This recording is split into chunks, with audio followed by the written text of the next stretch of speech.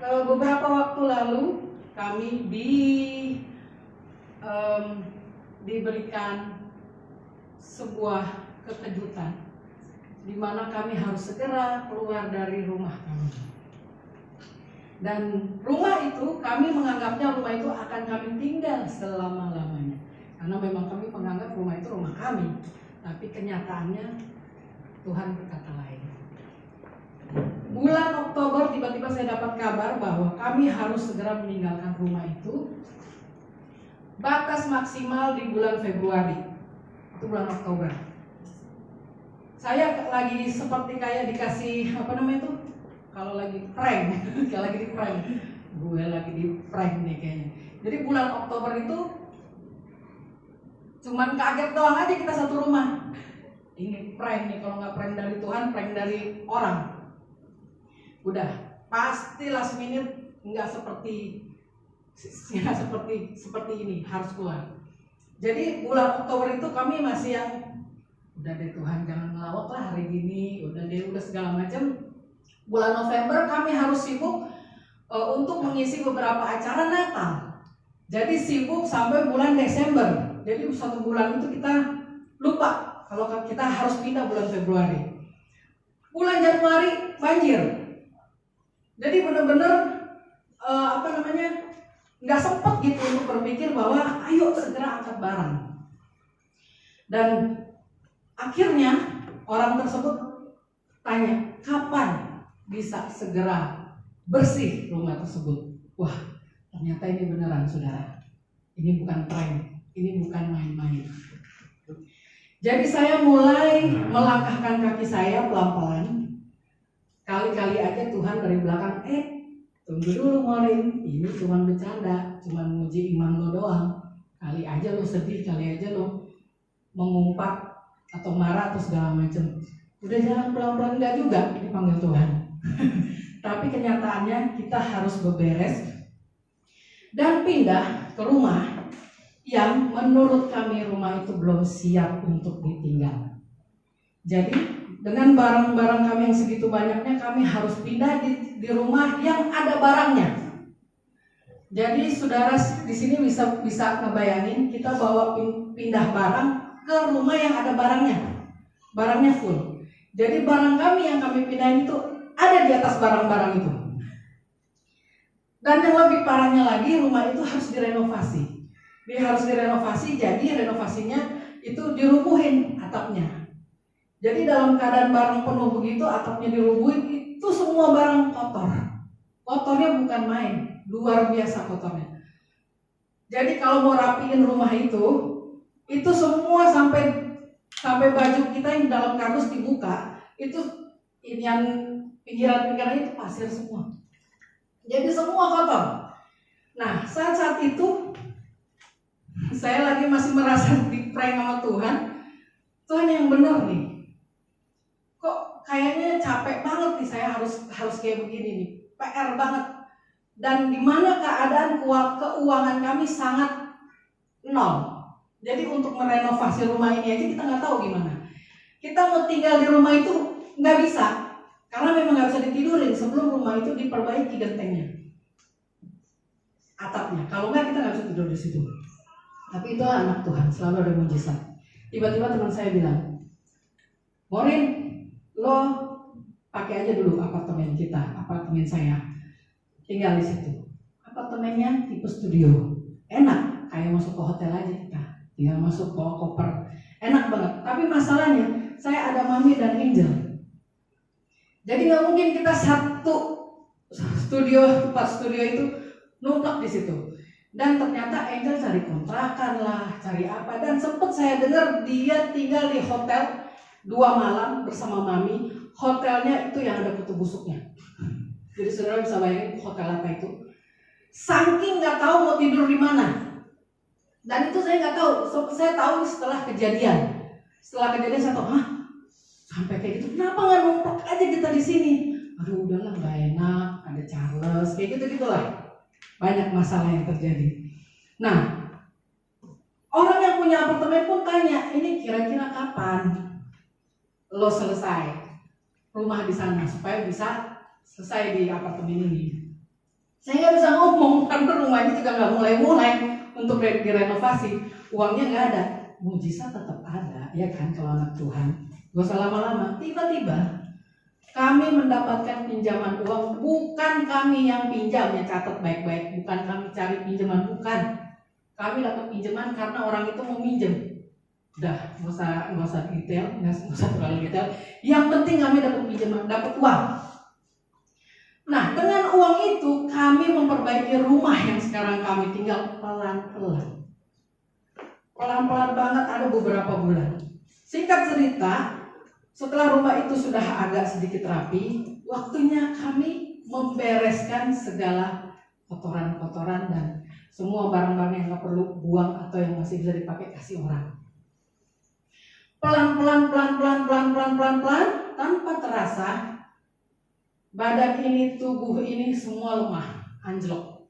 Sampai saya bangun tidur, itu kaki kayak nggak bisa nampak, kayak tebal banget gitu. Setiap bangun tidur gitu, sampai saya pikir, apa gue udah menua ini ya? Udah menua atau gue kena asam urat? Sampai kepikiran kayak gitu, Google ini kayaknya asam urat nih atau apa? Ternyata enggak, cari di Google bilang kecapean. Di Google bilang itu karena salah satu faktornya kecapean, terlalu banyak kerja, terlalu banyak berdiri dan lain sebagainya. Kenyataannya iya. Kenapa saya bilang kenyataannya iya? Sekarang saya nggak kayak gitu lagi kakinya. Jadi sempat beberapa bulan setiap bangun tidur, kaki kok kebas banget, kayak nggak bisa nampak. Waduh, udah nih gue, udah tua kayaknya nih, kalau nggak kena asam urat, udah itulah. Nah, di saat-saat kelemahan tubuh saya, kelemahan pikiran, dan semua kelemahan-kelemahan yang bertubi-tubi yang saya rasakan saat itu, sampai Bang Togap jadwalin saya, Bang, jadi mohon maaf, ini udah jadi kayak excuse, udah jadi kayak, entar dulu deh Bang, jadi alasan gitu. Padahal sebenarnya capek banget, itu capek pikiran, capek apa, jadi untuk fokus ke lain udah gak bisa. Untuk ngurusin rumah ini dan perpindahan kami itu, luar biasa capeknya. Jadi dalam keadaan kelemahan saya pribadi, tiba-tiba saya mendengar bahwa dengan berbagai macam percakapan kedatangan Tuhan, percakapan kiamat, Dajjal, antikris yang akan datang segala macam, tiba-tiba bang, saya keserang panik attack. Saya buka aja buat saudara. Saya nggak mau jadi hamba Tuhan yang tutup-tutupin. Saya pernah dengar Bu Nancy khotbah di sini, tiba-tiba ada ibu-ibu yang bilang nih, kok bisa gitu sih hamba Tuhan? Hamba Tuhan mah nggak boleh kayak begitu. Siapa bilang? Hamba Tuhan itu manusia. Semoga ada 1000 orang yang nonton di situ biar tahu hamba Tuhan itu manusia juga. Waktu Bu Nancy dibilang gitu, kok hamba Tuhan? Bu Nancy maksudnya cerita kesaksian hidupnya dia, tapi ternyata ada masa hamba Tuhan kayak gitu. Hamba Tuhan itu manusia ya Bapak Ibu. Dan saya ngalamin yang namanya panic attack. Mungkin Bapak Ibu belum pernah ngalamin panic attack. Panic attack itu rasanya gini, tiba-tiba nggak tahu mau ngapain, linglung, sesak napas, bingung mau ngapain, rasanya kayak dunia ini udah mau runtuh. Rasanya kayak gitu. Jadi udah hilang fokus. Saat-saat itu saya puji Tuhan. Itulah pentingnya punya Bapak rohani. Saya hubungin Pak Arifin di kamar mandi, karena saya nggak mau keluarga saya ngelihat saya lagi seperti itu. Orang aneh, tiba-tiba keringat dingin, sesak napas, linglung segala macam kayak, kenapa nih gue? Jangan sampai mereka lihat saya mau ke kamar mandi. Di kamar mandi saya hubungin Pak Arifin, Dad, aku keserang panik attack. Itulah Bapak ya. Dia merangkul saya, kasih saya firman Tuhan, deng, dan ternyata bukan saya aja yang ngalamin hal seperti itu. Saya pikir, udahlah, gue berarti masih kurang dalam mental atau apalah segala macam sampai bisa keserang panik attack. Ternyata banyak hamba Tuhan, jangan salah saudara, banyak hamba Tuhan yang sedang mensuling sama Pak Arif karena ngalamin hal ini. Waktu saya keserang panik attack itu, udah berdoa dengan cara segala macam. Panik attack tetap ada. Oke, saya mau kasih tahu sedikit tentang yang seminar yang dilakukan gereja kita hari-hari ini tentang kejiwaan. Nah, Bapak Ibu jangan anggap enteng tentang kejiwaan, karena dalam kehidupan kita sehari-hari kejiwaan itu bisa kena siapapun. Yang saya alami panic attack itu adalah kejiwaan, salah satu kejiwaan. Di saat tubuh kita lemah, kita capek dan lain sebagainya, apapun bisa terjadi. Itulah pentingnya sekarang gereja kita sedang memberikan pengetahuan lebih lagi tentang kejiwaan demi kejiwaan yang saya alami. Seperti ini contohnya.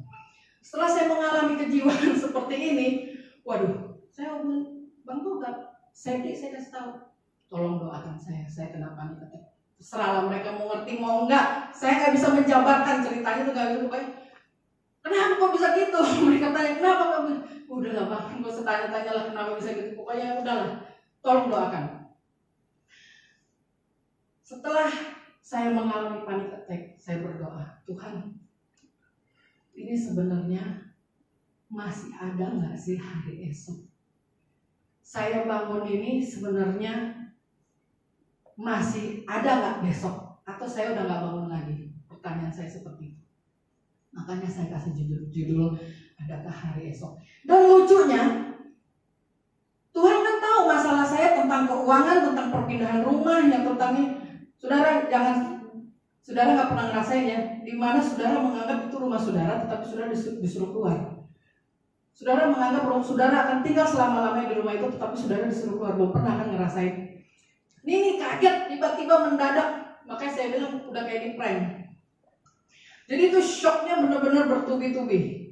Saya bertanya gitu sama Tuhan, Tuhan besok itu masih ada nggak?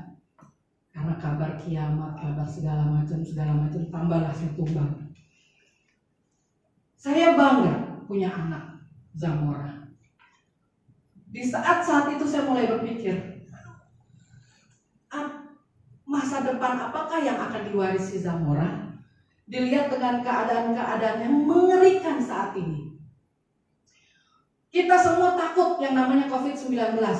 Tiba-tiba dapat kabar lagi krisis ekonomi melanda seluruh dunia. Aduh, ini kayaknya kalau kita yang kena COVID, kita bisa kabur ke Singapura atau kemana. Ini seluruh dunia. Jadi benar-benar saat-saat ini kita tidak bisa mengandalkan manusia sama sekali. Gue punya saudara di Amerika, lebih parah. Chaos, kerusuhan di Amerika. Mau pindah kemana kita sekarang? Tetap harus ada di negara yang Tuhan percayakan kepada kita. Pada saat-saat itu saya bingung. Tuhan, kasihan banget nanti Zamora. Biasakan kalau kejiwaan timbul, kasihan banget Zamora. Apa yang nanti kalau saya udah gak ada, nanti Zamora gimana? Dia ngadepin dunia yang mengerikan seperti ini. Tuhan ngomongnya lucu. Itulah Tuhan yang tidak terduga. Jadi jangan saudara anggap saudara berdoa minta mobil, minta rumah, tiba-tiba jawabannya beda. Jangan heran. Ini jawaban yang Tuhan kasih sama saya. Jadi jika segala sesuatu ini akan hancur secara demikian, betapa suci dan salehnya kamu harus hidup, yaitu kamu yang menantikan kedatangan hari Allah. Pada hari itu langit akan binasa dalam api, dan unsur-unsur dunia akan hancur karena nyalanya. Wah, saudara, saya lagi mengalami kejiwaan, Tuhan kasih ayat ini. Kira-kira menurut saudara saya makin kejiwaan nggak? Hah? Secara manusia, menurut saya akan semakin kejiwaan. Tuhan apa-apaan sih ini? Hah? Lu bukan hibur-hibur gue, kayaknya malah lu kasih gue yang mengerikan kayak begini. Bukannya makin tambah kejiwaan saya ini. Ada apa, Bang? Ada yang bisa saya bantu? Lu tekannya jatuh. Nanti sampai cari-cari nada. Oke.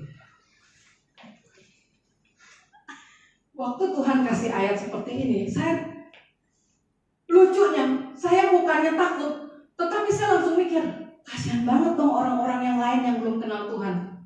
Wah, hebat nggak tuh Tuhan? Udah tahu saya lagi mengalami kejiwaan. Kok bisa dikasih ayat yang lebih serem lagi, bukan dihibur, dikasih ayat yang lebih serem lagi, saudara. Petrus bilang gini, karena ayat ini, jadi jika segala sesuatu ini akan hancur secara demikian, betapa suci dan salehnya kamu harus hidup, yaitu kamu yang menantikan kedatangan hari Allah. Petrus nanya, jadi betapa sucinya dan salehnya kamu harus hidup kalau bumi, kalau langit dan bumi akan binasa dalam api dan unsur-unsur dunia akan hancur karena nyalanya. Saudara coba renungin, betapa suci dan salehnya kamu harus hidup. Mungkin menurut kita, gue nggak ke diskotik, gue nggak main perempuan, hidup gue asik-asik aja lah. Pokoknya kalau Tuhan datang gue siap. Saudara, saya dulu saya adalah orang yang suka mencemooh orang lain. Jadi saya itu seneng banget membuli orang sampai orang itu kepahitan. Pernah kita satu sekolah, saya bully orang ini sampai orang itu keluar dari sekolah. Hebat nggak saya? Hebat kan? Saya hebat. Dulu menurut saya hebat. Karena apa? Jadi gini, saya merasa diri saya benar. Ini orang salah. Karena ini orang salah, saya bully habis-habisan sampai tuh orang nangis, sampai tuh orang keluar dari sekolah. Dan saya puas. Sampai tiba waktunya, kakak rohani saya tegur. Saya perhatiin, kamu kalau udah bully orang itu sadis. Maksudnya apa nih? Jelas-jelas yang saya bully ini orang kalau kita mau katakan orang berdosa, kesalahannya banyak banget. Dia sekolah Alkitab tapi kerjaannya main perempuan apa segala macam. Jadi menurut saya benar. Jadi saya bully kamu gini sampai dia nangis, sampai dia keluar dari sekolah Alkitab. Menurut saya benar karena dia orang berdosa, saya enggak. Jadi saya bully sampai dia keluar. Dan itulah kalau kita punya kakak rohani, bapak rohani, ada aja yang tegur kita. Kalau kita mau terima ya. Kakak rohani saya bilang, kamu kalau sudah bully orang sadis. Bukan hamba Tuhan tapi setan. Apaan nih? Saya sharing kan ke teman saya yang sama-sama setan juga. Kata dia gini, lu udah ditipu. Enggak, orang dia yang salah gini. Saya merenung, ini sebenarnya siapa yang salah ya? Nah, orang kalau yang merasa benar untuk bilang salah itu susah. Puji Tuhannya saya mau bertobat. Saya bilang, saya nggak mau tahu Tuhan siapa yang salah yang benar. Pokoknya saya nggak mau lagi bully orang kayak gitu. Mungkin aja salah. Saya nggak mau lagi. Beberapa waktu kemudian teman-teman saya yang sama-sama setan anjlok, yang sama-sama sekolah kita masuk penjara dan lain sebagainya. Terbukti berarti siapa yang salah, siapa yang benar. Terbukti. Dan saya mau bertobat, saya nggak mau bully orang. Makanya kita pikir bahwa kita merasa diri benar ketika kita ngeliat orang bersalah. Kita demen banget nuding dia supaya seakan-akan seolah-olah orang ini bertobat. Padahal kita nggak ngaca sama diri kita. Ini hal sepele loh, saudara, hal sepele. Kita nggak pernah tahu siapa diri kita sampai di sini dikatakan betapa sucinya dan salehnya. Banyak banget kesempatan untuk ngomongin orang, banyak banget. Paling enak, apalagi sekarang nggak ada kerjaan, ya kan? Ngomongin orang paling enak, ya nggak? Zoom, komsel, sambil ngomongin orang dengan segala kelemahannya, itu paling enak. Si ini kok begini, si itu kok begini, nggak cocok lah dia jadi pemimpin apa segala macam. Paling enak, padahal kita sendiri nggak ngaca apa yang sekarang terjadi dalam kehidupan kita. Next. Sebagai orang Kristen, kita nggak perlu khawatir apapun yang terjadi di dalam dunia ini yang seakan-akan seolah-olah mengancam kehidupan kita. Benar kan? Dalam hati kita sebagai orang Kristen, kita nggak boleh khawatir. Firman Tuhan katakan, janganlah kamu khawatir. Jadi kita seakan-akan seolah-olah kita nggak khawatir. Tetapi kenyataannya Bapak Ibu, hampir semua orang di seluruh dunia ini diserang yang namanya kekhawatiran. Diserang yang namanya kekhawatiran, tiba-tiba dipecat dari kantor, tiba-tiba nggak ada uang, tiba-tiba nggak ada penghasilan pekerjaan segala macam. Akhirnya kita merasa pengharapan kita hilang. Kita merasa kekhawatiran kita ternyata benar. Manalah Tuhan itu? Pengharapan kita mana? Ini yang paling penting. Sebagai orang Kristen, kita mengharapkan kedatangan Kristus yang kedua kali. Amin. Jadi nggak ada yang perlu kita khawatirkan apapun yang terjadi di dunia ini yang mengancam populasi dunia, mengancam krisis, mengancam ekonomi dunia. Gak ada satupun yang perlu kita khawatirkan. Karena apa? Kita mengharapkan kedatangan Kristus yang kedua kali. Amin. Memang pada zaman Petrus waktu itu banyak pencemooh. Bukan zaman Petrus doang, zaman sekarang juga banyak pencemooh. Katanya Tuhan mau datang, katanya Tuhan mau datang mana? Pada beberapa waktu lalu kami ada perbincangan di WhatsApp dengan beberapa teman yang pemimpin komunitas. Kita bahas soal kedatangan Yesus yang kedua kali. Wah, di grup itu.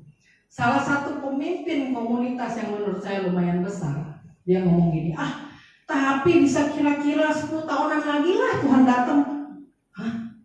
Kaget saya. Kok bisa sih lo ngomong sebagai pemimpin yang memimpin komunitas bisa ngomong kira-kira paling 10 tahunan Tuhan datang. Maksudnya apa? Kedatangan Tuhan tuh gak diukur secara yang manusia pikirkan. 1000 tahunnya Tuhan, 1 tahunnya, 1000 tahunnya manusia, 1000 tahun 1 hari. 1 hari. Nah, 1 harinya Tuhan, 1000 tahunnya manusia. Jadi kita nggak pernah tahu tiba-tiba kita lagi seperti ini, tiba-tiba Tuhan datang yang kedua kali. Tapi kenyataannya banyak pemimpin-pemimpin yang masih mendiskusikan kedatangan Tuhan kira-kira 10 tahun lagi kira-kira. Kalau dilihat dari cuacanya, kok masih bisa ada perkataan seperti itu sebagai pemimpin? Ya, nggak ada yang mustahil. Dan pengharapan kita sebagai orang Kristen yang kedua adalah kita ini hidup di dari dua kewarganegaraan. Kita hidup di dunia dan nanti kelak kita akan hidup selama-lamanya di surga. Ini mutlak, Bapak Ibu. Ini mutlak. Kedatangan Tuhan itu mutlak. Amin. Bukan jangan-jangan enggak, kali ini cuma prediksi atau cuma para ahli-ahli Taurat mencoba mengkorek-korek Alkitab kedatangan Tuhan, padahal sih sebenarnya nggak kayak gitu. Enggak, mutlak. Tuhan pernah menghabiskan bumi ini dengan air bah. Yang hidup cuma keluarganya Noah. Ya sekarang sudah lahir kembali. Seru kan? Jadi karena kita hidup sebagai warga dari dua dunia, yang nanti kelak kita akan hidup selama-lamanya. Jadi nggak ada lagi perlu kekhawatiran yang kita alami, yang harus kita pikirkan. Kita hidup sebagai warga dari dua dunia. Jadi kalau dunia ini akan habis sedemikian rupa, kita akan pindah link dalam waktu sekejap. Tapi syaratnya kita harus suci dan saleh. Betapa sucinya dan salehnya kamu harus hidup. Next. Kedatangan Kristus adalah mutlak. Seperti tadi yang saya ceritakan. Banyak orang yang masih bilang kedatangan Kristus itu masih jauh. Masih perlu ada ini, masih perlu ada ini, masih perlu ini, baru Tuhan Yesus datang. Itu belum tentu. Dan tertundanya kedatangan Kristus untuk kali yang kedua itu adalah sebuah kesempatan buat kita semua. Kenapa kok seakan-akan Tuhan kok katanya mau datang? Enggak, belum datang-datang juga. Karena apa? Tuhan masih kasih kita kesempatan. Kesempatan buat kita semua untuk bersaksi, menyampaikan kuasa Tuhan, menyampaikan keselamatan, jangkau banyak jiwa. Kesempatan kita juga untuk bertobat sungguh-sungguh, untuk hidup suci dan saleh. Dan selanjutnya Tuhan akan datang tiba-tiba dan tidak terduga. Jadi kalau ada orang bilang kira-kira 10 tahun atau kira-kira setahun lagi atau tahun depan apa segala macam, nggak ada yang tahu. Nggak ada satu manusia pun yang tahu. Sudah. Next. Jadi dengan keadaan yang sebegitu mengerikannya akhir-akhir ini, apa yang akan kita lakukan dalam kehidupan kita? Yang pertama, kita harus hidup kudus. Kekudusan ini memang sepertinya kalau orang Kristen menganggapnya gampang, karena kita nggak terlalu banyak perbuatan dosa, nggak mencuri, nggak merampok, nggak apa. Jadi menurut kita gampang. Seperti yang tadi saya bilang, cuma ngomongin orang aja kita udah bersalah di mata Tuhan. Siapa lu?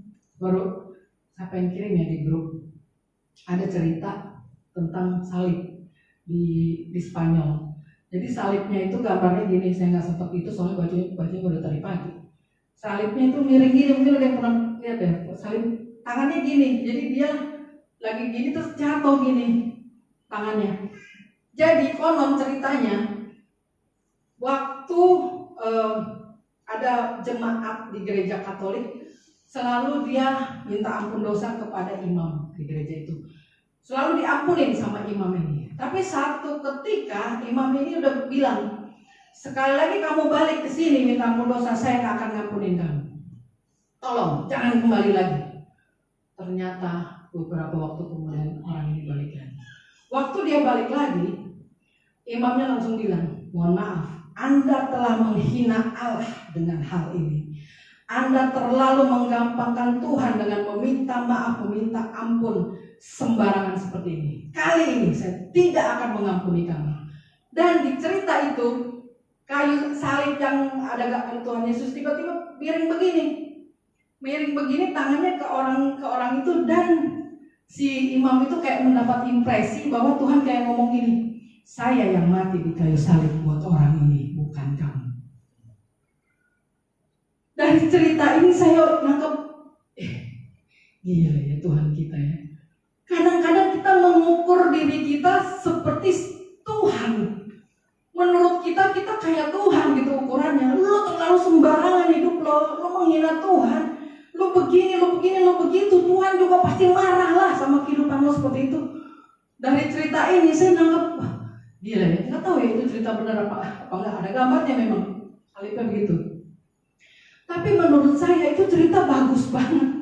Dan emang pasti kalau Tuhan mau ngomong, pasti Tuhan ngomong gitu. Memang gue yang mati di kayu salib, bukan lu. Gue yang berkorban darah. Aku yang berkorban darahku tercurah, bukan kamu. Jadi bukan kamu yang punya wewenang untuk mengampuni dosa. Selanjutnya, pengharapan. Sekali lagi, mari kita sama-sama renungkan apa yang terjadi dalam kehidupan kita. Kita semua punya pengharapan dalam Kristus. Jangan takut, jangan khawatir. Seperti sekarang movement. Gereja kita temanya movement, pergerakan. Jadi di mana-mana saya nggak pernah mendengar bahwa ada anak Tuhan yang mengalami kekurangan. Nggak pernah. Yang ada saya dengar tiba-tiba nggak tahu kenapa dapat kerjaan. Yang teman-teman saya yang kena COVID tiba-tiba dia kasih postingan di ini, tiba-tiba dapat gaji ratusan juta baru kena COVID. Dan sebagai macamnya segala kesaksian yang saya baca, kok kayaknya anak-anak Tuhan nggak ada masalah yang sebegitu besarnya yang saya dengar. Malahan yang saya punya grup teman yang orang seberang semua isinya, itu keluhan semua, sampai ada yang japri saya, Murin, lu kirim-kirim sembako ke orang gak kirim ke gue? Lu bercanda lu. Serius gue gak bisa makan nih. Ternyata yang orang seberang tuh banyak yang ngalamin yang parah. Tapi saya gak pernah dapetin anak Tuhan seperti itu. Bukannya karena anak Tuhan gengsi ya mau minta-minta, enggak, bener. Buktinya gemuk kayak saya. Selanjutnya, belum ya, ini kan ada yang terakhir ya, ini ya. Apa yang harus kita lakukan dalam hidup kita? Kesaksian. Jadilah saksi yang hidup dalam kehidupan kita. Kalau kita dikenal orang tidak baik, kita dikenal orang pelit, kita dikenal orang pemarah, kita dikenal orang terlalu tegang, terlalu kaku, gampang marahin orang, pencemooh dan lain sebagainya. Bagaimana kita mau menyaksikan kehidupan kita sama orang lain? Saya nggak gampang berteman sama orang. Saya orangnya rada-rada sedikit tertutup. Tapi teman saya banyak. Dan kalau orang yang sudah berteman dengan saya itu urusannya panjang, alias lama pertemanan kita. Seperti urusan saya dengan KBC ini panjang. Ya?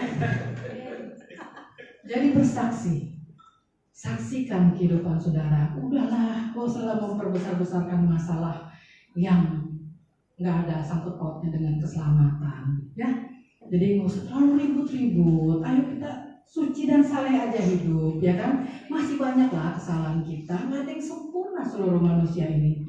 Ya, jadilah kesempatan yang terakhir ini untuk menyaksikan bagaimana kehidupan kita bisa menjadi berkat bagi orang lain. Next, ini saya tutup dengan ayat ini. Jadi persiapkan diri kita dengan ayat ini. Filipi 4 ayat 4 sampai 8. Ayat yang keempat, bersukacitalah senantiasa dalam Tuhan. Sekali lagi kukatakan bersukacitalah. Ini sangat sulit dilakukan akhir-akhir ini.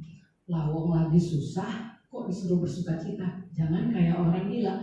Pernah kita viral di grup, di mana gitu, pet atau apa? Gara-gara kita foto di acara kematian, tiba-tiba ada yang komen, kok pada senyum begitu? Habislah dia ya sama kita, habislah. Nah, jadi keadaannya nggak cocok. Lagi kematian, kok lo pada senyum fotonya? Dan dia berani-beraninya gitu masuk di kalangan pencemooh. Bukan. Nah ini salah satu. Datanglah manusia satu, rame-ramelah kita lemparin batu. Tapi ini kejadian sangat lucu. Karena apa? Kita mengalami sukacita dari Tuhan. Jadi waktu kita foto, kita mengalami sukacita Tuhan. Kita nggak larut dalam kesedihan, tapi ada aja gitu yang menjadi pencemooh yang akhirnya dia berimbas senjata makan Tuhan ya. Oke. Bertobat kita semua ya. Kalau ada yang kayak gitu lagi jangan, ya kasihan. Dia belum bisa bersukacita. Beda dengan kita. Oke. Selanjutnya, hendaklah kebaikan hatimu diketahui semua orang. Tuhan sudah dekat. Jadi kita dikenal dengan apa? Pelit, pemarah, dan lain sebagainya yang membuat orang malas banget dekat sama kita. Boro-boro tuh orang-orang tahu kebaikan hatimu diketahui semua orang. Boro-boro orang malas dekat kita. Karena apa? Nah pasti gue dihina, pasti gue dimarahin, pasti gue baru gue nanya begini langsung tinggi suaranya, baru gue begini langsung marahin. Akhirnya apa? Orang malas dekat sama kita. Boro-boro kita dikenal baik sama orang lain. Selanjutnya, janganlah hendaknya kamu khawatir tentang apapun juga, tetapi nyatakanlah dalam segala hal keinginanmu kepada Allah dalam doa dan permohonan dengan ucapan syukur. Akhir-akhir ini jangan, sekali lagi saya katakan, jangan kita mau larut dengan segala kekhawatiran kita yang kayaknya udah masa depannya udah nggak ada. Kayaknya Tuhan udah mau datang, ya udah Tuhan nggak mau datang, saya nggak mau cari jodoh lagi deh. Ya udah Tuhan udah mau datang, bukan saya ya, Bingka maksudnya. Bingka lagi, itu udah sehat jadi boleh ya dibicarain gitu ya. Jadi tetap lakukan apa yang seharusnya kita lakukan. Jangan khawatir tentang apapun juga yang terjadi di dunia ini. Beberapa waktu lalu saya dengar di berita ada orang tua membunuh anaknya karena menduga dia berdua kena COVID. Ada dengar nggak di berita? Bapaknya pikir dia kena COVID dan anaknya juga kena COVID. Jadi dia bunuh anaknya baru dia bunuh diri di berita. Ini kejiwaan udah macam apa? Jadi sebelumnya orang itu belum nggak sakit jiwa loh. Catat baik-baik. Orang berpikir bahwa orang pasti udah gila, orang dia enggak. Dia gila, dia mengalami kejiwaan pada saat COVID-19 ini. Jadi jangan Bapak Ibu pikir kejiwaan itu gampang-gampang aja. Dia tiba-tiba mengalami kejiwaan waktu COVID-19. Dia pikirnya dia kena COVID. Anaknya tuh punya asma, jadi suka sesak napas. Tambah fix COVID anak buah. Dia tes, rapid, swab, semua negatif. Tapi dia tetap bilang dia COVID. Kok bisa dia bilang dia COVID? Akhirnya dia bunuh anaknya mati, dia bunuh dirinya dia. Udah keburu ketolong, dia selamat. Sekarang dia dituntut polisi. Gimana dia nggak makin gila? Gimana dia nggak makin stres? Dan ini dialami semua orang, saudara-saudara. Jadi gak usah terlalu berlebihan khawatir tentang apapun juga. Kita anak Tuhan nggak cocok, nggak pantas. Karena pengharapan kita di dalam Tuhan itu, janji Tuhan itu setia, ya dan amin. Kita berpegang terus aja sama Tuhan, Allah kita yang setia. Selanjutnya yang ketujuh, damai sejahtera Allah yang melampaui segala akal akan memelihara hati dan pikiranmu dalam Kristus Yesus. Damai sejahtera Allah, ini nggak bisa didapetin di mana-mana. Damai sejahtera dunia Yang menurut dunia pikir dia dapat damai sejahtera itu nol. Karena apa? Oh, dengan belanja sesuatu dia dapat damai sejahtera. Oh, dengan punya uang dia damai sejahtera. Oh, punya rumah damai sejahtera. Itu tolak ukurnya dunia. Tapi tolak ukur Tuhan, cuman ada makanan di meja, cuman ada sepatu satu biji di kaki, itu udah bersyukurnya minta ampun. Waktu saya dengar ada satu pujian, saya lupa, pokoknya kata-katanya, ada makanan di meja, ada sepatu di kaki, ada atap, masih bisa ada atap, nggak kehujanan, itu kita udah bersyukur. Itu lagu itu tiba-tiba membuat saya meneteskan air mata. Itu damai sejahteranya anak-anak Tuhan. Bersyukur, selalu bersyukur, melampaui segala akal manusia, logika apa segala macam nggak masuk. Kok bisa-bisanya sih dalam hal seperti ini kamu senang-senang aja, malah kamu sepertinya bahagia. Kok foto kayaknya jalan-jalan sana sini, iya dong ya kan? Jalan-jalan dulu seakan-akan seolah-olah, ya iyalah orang kita ini kan ya bang ya, udahlah sudah bahas. Terakhir. Jadi akhirnya saudara-saudara, semua yang benar, semua yang mulia, semua yang adil, semua yang suci, semua yang manis, semua yang sedap didengar, semua yang disebut kebajikan dan patut dipuji, pikirkanlah semua itu. Jadi sekarang udah gak usah mikirin yang aneh-aneh. Sekarang pikirin apa yang baik-baik buat Bang Toga, buat Mita, buat Efraim, buat saya. Kita sama-sama mikirin gimana cara menyenangkan orang lain, gimana caranya supaya kita dilihat orang lain kita baik hatinya, gimana caranya orang lain melihat kita menjadi sebuah kesaksian yang hidup, sehingga kita boleh menjadi jawaban bagi orang-orang yang sedang mengalami depresi saat-saat ini. Jangan Pak Arifin terakhir ini ada ngomong hati-hati, jangan minta nasihat sama orang yang salah, ya bang. Gimana tuh dia ngomong di rumahnya? Ya itulah. Pokoknya dia ada ngomong lah ya di media sosial. Hati-hati kita curhat dengan salah orang. Dan kabar baiknya kita bukan orang-orang yang salah. Kita semua orang-orang yang benar. Jadi kalau ada kedatangan orang curhat sama kita, orang itu akan diselamatkan. Amin. Amin. Jadi pergunakanlah waktu, udah baik, ya. Pergunakanlah waktu yang ada sekarang ini. Ini kesempatan Tuhan supaya kita benar-benar sungguh-sungguh hidup suci dan saleh. Jangan lagi mentoleransi dosa-dosa kecil. Apapun itu yang membuat kita akan menghambat kita untuk masuk ke dalam kerajaan surga, tanggalkan semua itu. Amin. Sekarang saya rindu semua daripada kita benar-benar bergandengan tangan. Bang Toga bilang, mari kita rapatkan barisan. Udah gak usah perlu yang neko-neko lah. Gak usah perlu yang terlalu ribet-ribet. Yang penting kita lihat saudara-saudara kita semua bisa makan, hidup suci, kudus, punya tempat tinggal. Itu udah sangat bahagia. Amin. Kalau saudara-saudara kita semua bahagia, kita juga bahagia. Jadi jangan coba-coba cari-cari perkara yang ada di dunia ini. Ya Bang, amin Bang? Jangan cari-cari perkara lah Bang. Udahlah, capek ya. Saya undang tim musik untuk maju. Tuhan itu baik buat kehidupan setiap daripada kita. Inilah waktunya kita merenungkan sungguh-sungguh kehidupan kita supaya kita lebih lagi suci dan saleh dalam melakukan setiap aspek kehidupan kita. Udah jangan main-main lagi.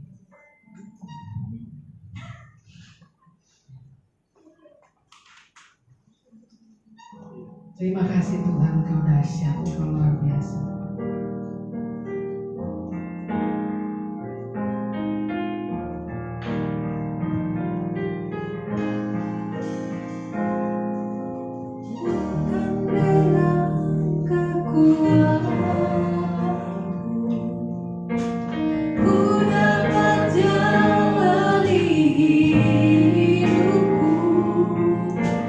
Tanpa Tuhan yang di sampingku,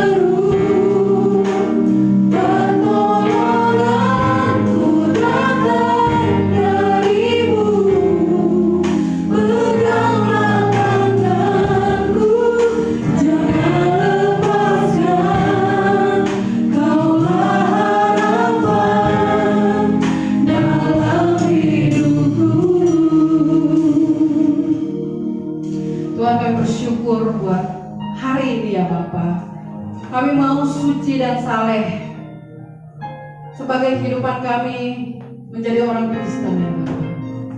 Ampuni kami Tuhan kalau kami masih mencari-cari perkara di dunia ini ya Bapa. Kami mau hidup kudus dan berkenan di hadapan Engkau Tuhan. Tolong kami Tuhan supaya Engkau mendapati kami tetap setia pada akhirnya. Pimpin kehidupan kami Tuhan, supaya kami mampu menjangkau banyak jiwa-jiwa untuk datang kepadamu Tuhan. Berikan kami keberanian Tuhan untuk menyampaikan Injil kebenaran dimanapun kami berada ya Bapa. Kami tahu Tuhan kekuatan kami tidak seberapa, tetapi kami percaya Tuhan bersama-sama dengan Engkau Tuhan, kami pasti mampu Tuhan. Kami pasti kuat. Terima kasih atas segala penyertaan-Mu, perlindungan-Mu Tuhan dalam kehidupan kami, sehingga Engkau terus menyertai kami hingga saat detik ini Tuhan.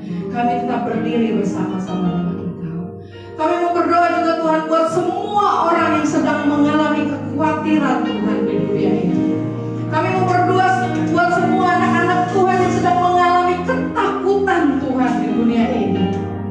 Kami tahu Tuhan apa yang kami lewati saat-saat ini tidaklah gampang ya Bapa.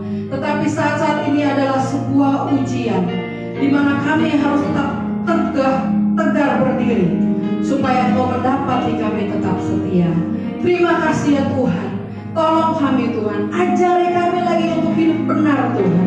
Ajari lagi kami untuk kami dapat menyampaikan Injil kebenaran firman-Mu Tuhan dimanapun kami berada. Terima kasih Tuhan, kami bersyukur buat siang hari ini. Kiranya penyertaan-Mu terus sempurna bagi setiap daripada kami. Terima kasih Tuhan.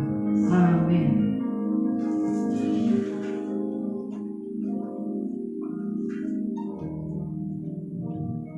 Saudara,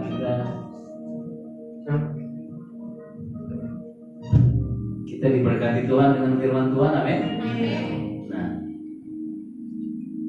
beberapa tadi waktu saya dengarkan firman Tuhan bilang ini, betapa suci dan salehnya kita harus hidup di hari-hari terakhir ini, amin. Dan saya ada sebuah perenungan juga hari-hari terakhir ini.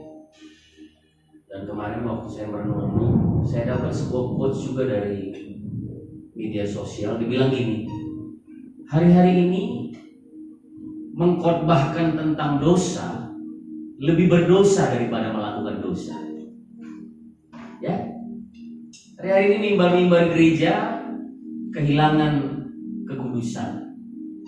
Banyak orang akhirnya berkompromi, mengizinkan yang tidak sesuai dengan isi hatinya Tuhan untuk disampaikan. Jadi saya renung-renungkan, iya, berkhotbah tentang dosa jadi dianggap berdosa hari-hari ini daripada melakukan dosa itu sendiri. Makanya banyak orang tinggalkan gereja, tinggalkan rumah Tuhan, tinggalkan pelayanan, karena ada hamba-hamba Tuhan yang suka menyampaikan bahwa tinggalkan dosa, jangan buat dosa lagi. Hari ini saya bersyukur ya bahwa kita diingatkan bahwa kita harus hidup suci dan saleh di hadapan Tuhan. Amin. Lalu Pak Arifin dalam pesannya dia bilang begini, gak usah terlalu sibuklah dengan berteologia, debat-debat teologia. Itu Bapak rohani kita ya. Yang penting sekarang cari jiwa, udah urusannya jiwa. Ini bukan kata saya, tapi kata Bapak rohani kita dan kata firman Tuhan. Dia sampaikan juga banyak orang Farisi, ahli-ahli Taurat, wah, menceritakan tentang kapan kedatangan Tuhan. Ini itu berteologia. Karena banyak gereja-gereja juga diserang sekarang dengan teologi-teologianya. Lalu Pak Arifin dengan pesan gini, gak usah terjebak dalam debat-debat teologia. Cari jiwa, beritakan firman, selamatkan jiwa untuk Tuhan. Nah, hari-hari ini yang kita butuhkan. Dan saya percaya orang yang kuat hari-hari ini adalah orang yang terus melangkah, berjalan, membawa hidupnya untuk kemuliaan Tuhan, untuk memberitakan kebenaran. Karena orang yang memberitakan kebenaran itu membawa kabar sukacita. Dan orang yang membawa kabar sukacita itu saya percaya hidupnya penuh dengan damai sejahtera. Amin. Nah, itu sebabnya ternyata hari-hari ini yang kita paling butuhkan adalah bertemu Tuhan setiap waktu. Cari Tuhan, berdoa lebih banyak lagi. Maka saya percaya kalau engkau cari Tuhan, banyak baca firman, berdoa lagi, jam-jam doamu ditambah, engkau nggak akan mengalami masa-masa yang sulit hari-hari ini. Sekalipun hari-hari ini sulit, tapi hidupmu akan melihat banyak mukjizat terjadi. Amin. Amin. Nah itu sebabnya kemarin juga dalam doa, waktu kita berdoa, KDC berdoa, setelah ibadah doa, saya sampaikan kepada rekan-rekan yang datang berdoa, kenapa sih Tuhan itu memerintahkan di hari yang ke-6 bangsa Israel harus mengambil mana 2 kali lipat dari hari-hari biasanya. Sebab kalau hari saat yang pertama, kedua sampai yang kelima, kalau kita ambil lebih daripada, kalau bangsa Israel lebih daripada 1 gomer katanya ya, sesuai dengan kebutuhan keluarga masing-masing dan kebutuhan hari-hari, maka kalau ada yang tersisa, maka itu akan busuk pada besok hari. Tapi kenapa di hari yang ke-6 Tuhan perintahkan ambil 2 gomer, 2 kali lebih banyak daripada kebutuhanmu sehari? Dan kenapa didapati pada hari besoknya ini nggak berbau busuk dan nggak mengalami rusak? Karena sesungguhnya begini, Tuhan mau kita datang beribadah di hadapan. Tuhan rindu kita bertemu muka dengan Dia, supaya kita semakin hari semakin kudus dan saleh di hadapan Tuhan. Amin. Hari ini kita percaya bahwa khususnya untuk KDC Jakarta dan seluruh jemaat, saya percaya bahwa engkau gak akan mengalami kekurangan kalau engkau tahu datang beribadah di hadapan Tuhan. Kalau engkau memberi diri, saya mau katakan ibadah ini hari Minggu kita lakukan. Kalau engkau nonton ini besok ataupun gak beribadah, besok itu udah busuk. Kira-kira demikian. Jadi makanan hari ini, mari kita makan dengan sungguh-sungguh di hadapan Tuhan. Saya berdoa dan kita tentunya berdoa. KDC Jakarta, rajin-rajinlah datang beribadah di hadapan Tuhan. Bukan lagi masalah antara hadir di dalam onsite atau online, tapi datanglah beribadah di hadapan Tuhan. Karena itu yang Tuhan mau untuk engkau dan kita semua kerjakan. Jadi kita bersyukur untuk firman Tuhan hari ini. Kita percaya bahwa mana yang Tuhan berikan kepada kita hari ini cukup untuk hari ini. Besok Tuhan akan sediakan lagi. Hari kedua Tuhan akan sediakan lagi. Hari berikutnya ketiga Tuhan akan sediakan lagi. Hari keempat Tuhan akan sediakan lagi. Hari yang kelima Tuhan akan sediakan. Tapi di hari yang keenam Tuhan bilang gini, ambil 2 kali lipat supaya engkau bisa datang beribadah di rumahmu, di rumah Tuhan, dalam persekutuan yang luar biasa indah bersama-sama dengan Dia. Jadi hari ini kita mengucap syukur untuk firman Tuhan yang sangat-sangat memberkati kita. Ingat bahwa banyak gereja hari ini takut bicara tentang dosa karena merasa berkhotbah tentang dosa lebih berdosa daripada melakukan dosa. Saya mau bilang gini, bahwa hari-hari ini kita harus hidup lebih suci dan lebih saleh lagi di hadapan Tuhan kita. Mari kita siapkan hati kita untuk masuk dalam perjamuan kudus. Engkau yang ada di rumah masing-masing, siapkan hatimu, siapkan diri, datang menghadap meja perjamuan Tuhan, meja perjamuan kudusnya Tuhan. Tanpa kekudusan tidak seorang pun melihat Allah. Itu sebabnya firman Allah juga berkata, kalau engkau datang menghadap meja kudusnya Tuhan, bereskan hatimu. Jangan lagi ada ketersinggungan, jangan lagi ada kemarahan, jangan lagi ada kedengkian, jangan lagi ada kebencian, jangan ada lagi dendam, jangan ada lagi rasa yang tidak berkenan di hadapan Tuhan. Hari ini sebelum roti dan anggur dibagikan, baik engkau juga jemaat-jemaat yang berada di rumah, bereskan hatimu, bereskan pikiranmu. Tanpa kekudusan tidak seorang pun layak untuk menghadap Allah. Hari ini Tuhan datang dengan tangannya untuk memurnikan kita. Terima kasih Tuhan. Kita naikkan sebuah pujian. Kita mau katakan, ujilah aku Tuhan.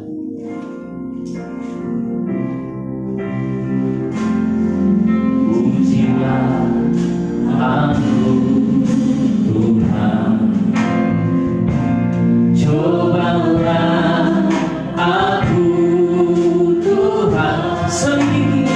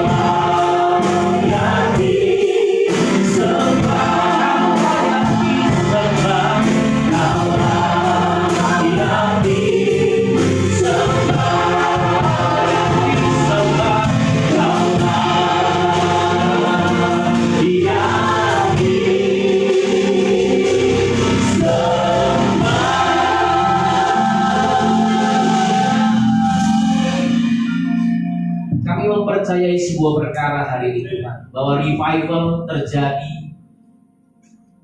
hanya lewat kekudusan dan kesalehan kami. Bahwa kegerakan terjadi waktu kami hidup menjaga kekudusan di hadapan Tuhan. Dimulai dari cara kami berpikir, cara kami berbicara, cara hidup kami. Dan kami percaya setiap kami adalah orang-orang yang bergerak untuk membawa jiwa-jiwa bagi kerajaan Allah. Mari angkat roti lebih tinggi dari kepalamu. Percayalah bahwa tubuhnya dicabik-cabik, dia dicambuk, dia dihina, dia relakan semuanya supaya kita yang seharusnya binasa memperoleh hidup yang kekal. Percayalah bahwa roti yang ada di tanganmu adalah tubuh Kristus sendiri. Makanlah dalam nama Tuhan Yesus. Haleluya.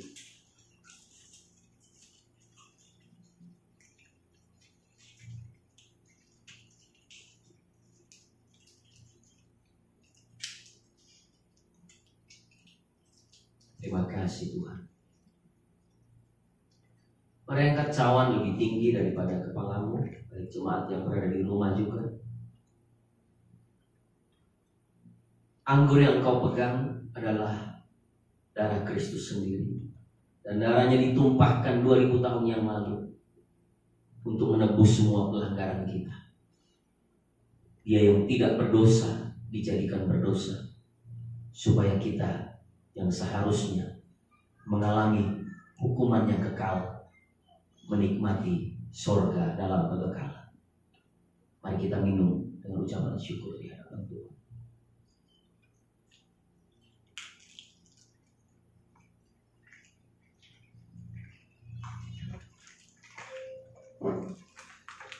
Terima kasih Tuhan.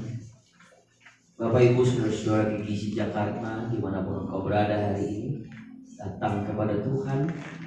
Hari ini harinya Tuhan yang Tuhan jadikan untuk kita.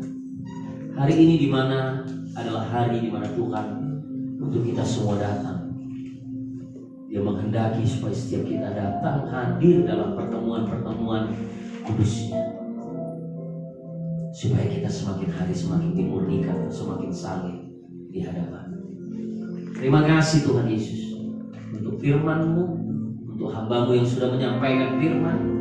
Kami percaya Tuhan pakai hidupnya lebih lagi. Tuhan cukupkan segala sesuatu dalam kehidupannya, keluarganya dan rumah tangganya. Kami percaya setiap pergumulan-pergumulan hidup daripada hamba-Mu ini menghasilkan kesaksian yang luar biasa bagi kemuliaan nama Tuhan. Kami sudah masuk dalam perjamuan kudus. Kami bersyukur untuk tubuh dan darah-Mu yang menyucikan hidup kami. Kami percaya Tuhan melayakkan kami untuk semua ini, supaya kami diutus untuk menjadi pemberita-pemberita kebenaran firman Allah. Dalam berkat nama Tuhan Yesus, kami mengucap syukur untuk firman Tuhan dan perjamuan kudus. Haleluya, kita yang percaya sama-sama berkata, amin.